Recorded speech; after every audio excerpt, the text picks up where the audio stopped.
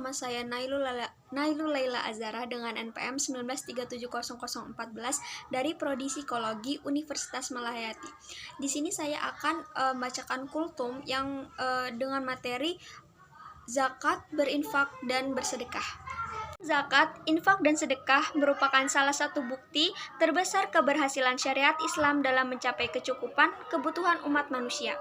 Sistem ini hidup dalam keseharian kita.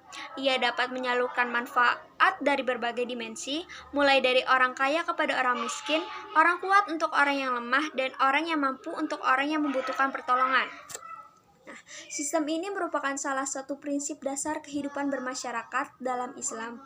Pada hakikatnya, manusia itu tidak hidup sendiri, melainkan hidup bersama masyarakat yang lain.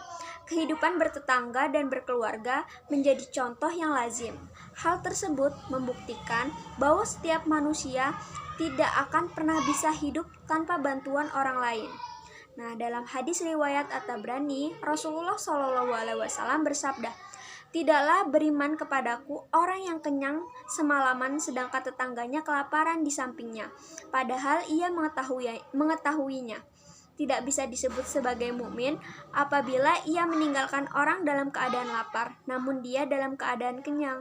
Maka berdasarkan hadis tersebut, kita akan tahu bahwa fitrah setiap orang itu saling membutuhkan satu sama lain. Maka dari itu, Rasulullah SAW menganjurkan kita untuk bersedekah dan berinfak kepada orang yang membutuhkan, karena hakikatnya hal tersebut sudah menjadi tanggung jawab kita sebagai orang-orang yang sudah berkecukupan. Ayat-ayat Al-Quran dan hadis Nabi yang menganjurkan kita untuk berinfak, yaitu ibda bima ta'ulu, mulailah dari siapa yang bergantung kepadamu. Maksudnya, keutamaan infak ialah dimulai dengan menyalurkan kepada orang-orang terdekat kita dan orang-orang yang berada dalam tanggungan dan jaminan kita, seperti halnya ahli waris yang menerima harta warisan yang ditinggalkan. Maka, ia memiliki kewajiban untuk memenuhi kebutuhan keluarganya, baik dari anaknya, istrinya, bahkan orang tuanya sekalipun.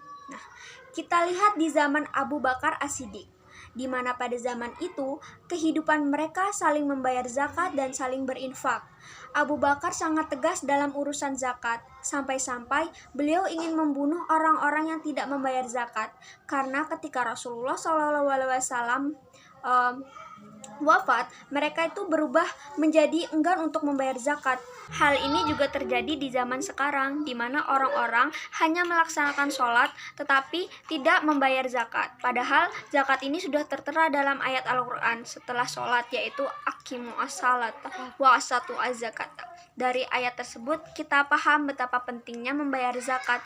Zakat tertera dalam rukun Islam ketiga setelah sholat.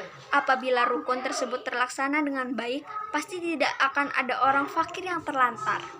Setelah khilafah beralih kepada Umar bin Khattab, beliau memerintahkan agar infak tidak hanya terbatas kepada orang muslim saja, namun disalurkan juga untuk kaum Nasrani dan kaum Yahudi yang membutuhkan.